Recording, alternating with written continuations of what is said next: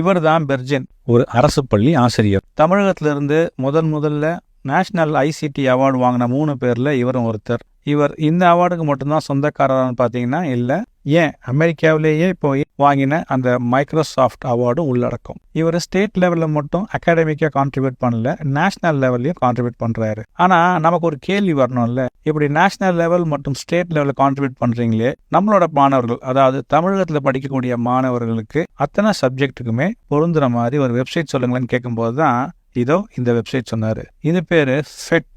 இது கொலராடோ யூனிவர்சிட்டியோட ஒரு இனிஷியேட்டிவ். இதுல 1 to 8 மேக்ஸ், 1 to 8 கெமிஸ்ட்ரி, ஏன் 6 to 12 பிசிக்ஸ், இப்படி ஏகப்பட்ட கான்செப்ட்ஸை இன்டராக்டிவ் மோட்ல சொல்லி கொடுக்குறாங்களாம். அதாவது நார்மலா ஒரு யூடியூப்லயும் இல்ல வேற ஏதாவது ஒரு எஜுகேஷன் ரிசோர்ஸ் போனோம் அப்படின்னா கண்டிப்பா அவங்க என்ன பண்ணுவாங்க, ஒரு வீடியோ போடுவாங்க, இல்ல ஒரு ஒர்க் ஷீட் கொடுப்பாங்க.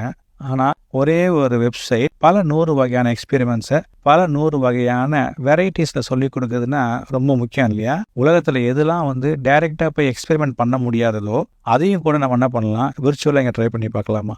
இதை பார்த்துட்டு இருக்க பெற்றோர் மற்றும் டீச்சர்ஸ் கண்டிப்பாக இந்த வெப்சைட்டை யூஸ் பண்ணி தங்களோட பிள்ளைங்களுக்கு சொல்லி கொடுத்தா ரொம்ப நல்லா இருக்கும்ல. இது மாதிரி யூஸ்ஃபுல்லான ஆட்கள்கிட்ட இருந்து யூஸ்ஃபுல்லான இன்ஃபர்மேஷன் வேணும்னா என்ன ஃபாலோ பண்ணுங்களேன்.